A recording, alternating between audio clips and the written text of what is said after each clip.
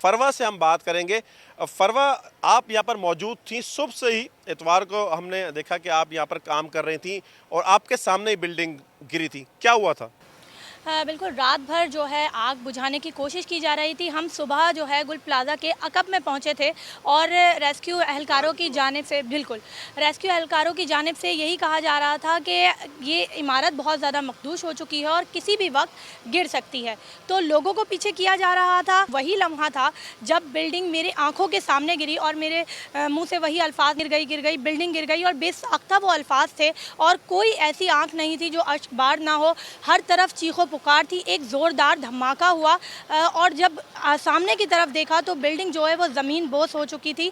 जो फैमिलीज़ थी जिनकी उम्मीदें थी कि शायद हमारे प्यारे यहाँ से ज़िंदा निकल आएंगे, उस ज़मीन के नीचे, उस मलबे के नीचे हमने उनकी वो उम्मीदें जो है वो दम तोड़ती नज़र आईं।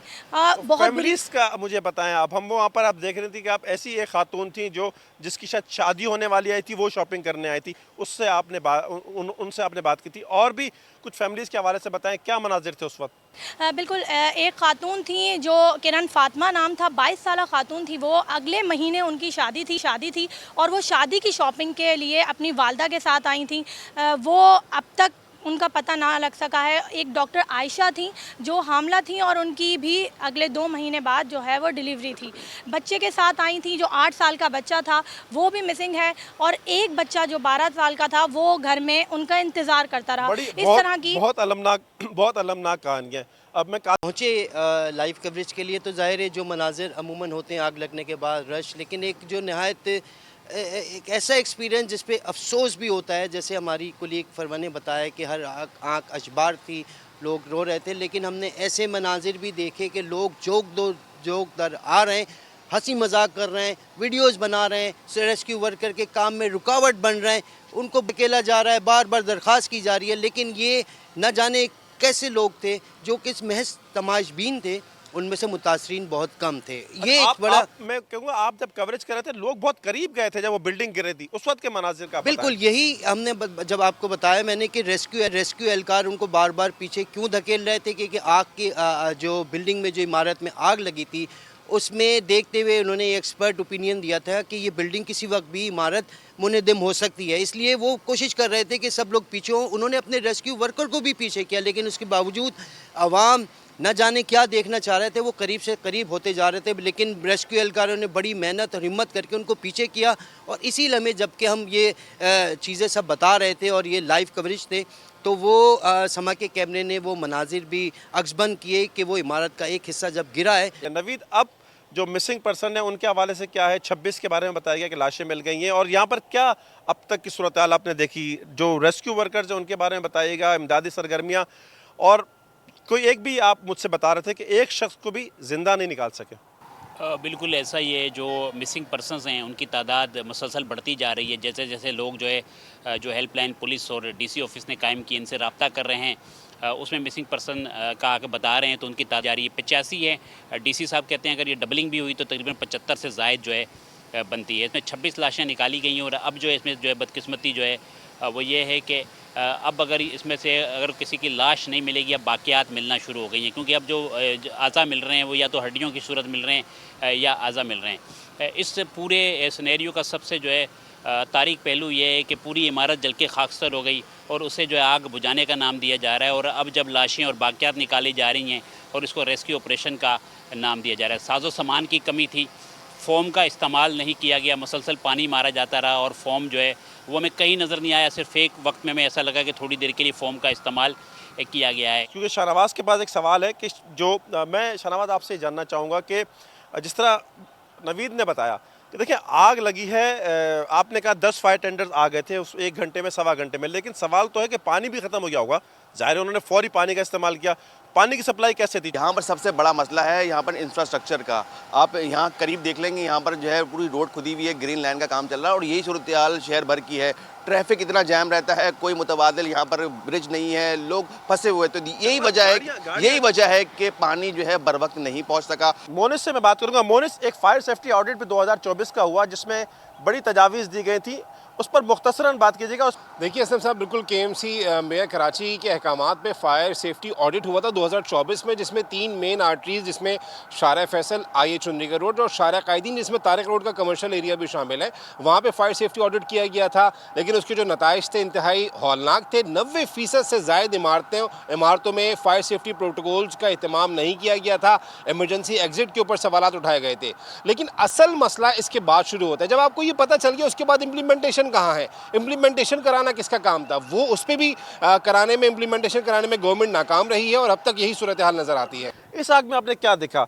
मतलब पूरी इमारत आग की लपेट में आ गई थी और शाहनवाज भी शायद इससे एग्री करेंगे कि ये चंद घंटों के अंदर ही इस इमारत को पूरी लपेट में ले लिया। ये कैसे हो गया? मतलब उसमें कुछ सामान किस तरह का रखा हुआ था, क्या हुआ ये? इसमें जो है 3 चीज़ें हैं। एक तो फायर ब्रिगेड का जो रिस्पॉन्स था वो ताख़ीर से रिस्पॉन्स था, वो मुकर्ररा वक्त पे नहीं पहुंची।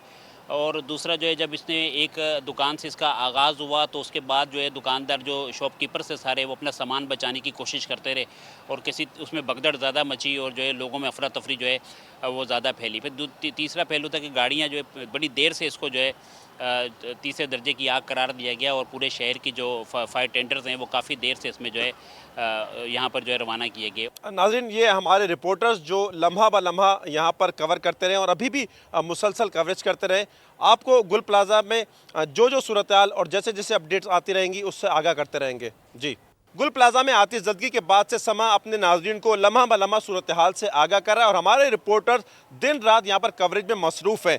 जब यहाँ पर आग लगी और अब तक की क्या सूरत हाल रही, जिन रिपोर्टर्स ने यहाँ पर उन मनाजिर को देखा, उस तमाम सूरत हाल से आपको आगाह करेंगे। सबसे पहले मैं बात करूंगा शाहनवाज कादरी से। शाहनवाज कादरी सबसे पहले यहाँ पर पहुँचे थे, जैसी आग की इतला मिली फौरी तौर पर वो यहाँ पर पहुँचे। शाहनवाज, क्या देखा था आपने? फायर ब्रिगेड कब पहुंची? और अगर हम बात करें कि आग लगी 10:15 बजे और 12 बजे तक, क्या सूरत हाल देखी वो बताएं। बिल्कुल ऐसा ही है कि सबसे पहले मैं यहाँ पर पहुँचा हूँ, हम लोग करीब ही मौजूद थे। जैसी ही इतला मिली हम लोग एमेजिना रोड की जानिब आए और जय वोको के करीब कब पहुँचे तो देखा कि लंबी कतारें लगी हुई हैं और हमने देखा कि अगर पैदल गाड़ी में अगर जाएंगे, डायरेक्ट ऐसे जाएंगे तो मुश्किल हो जाएगा। तो हम पैदल उतरे हैं और हमने दौड़ते हुए हाथ में कैमरा लिया और हम जय वोको की तरफ दौड़ते हुए गए तो देखा कि रास्ते में एक फायर ब्रिगेड की गाड़ी है वो फंसी हुई है। अफरा तफरी का आलम है और बहुत सारे दुकानदार उतरे हुए हैं और एक दूसरे को फ़ोन करने की कोशिश कर रहे हैं। इस वजह से जो है रोड ब्लॉक हो गया है और फायर ब्रिगेड का एक्सेस नहीं हो पा रहा है। पीछे की जानिब तो फायर ब्रिगेड पहुंच चुकी थी, लेकिन जो सामने की जो जानिब है जहां पर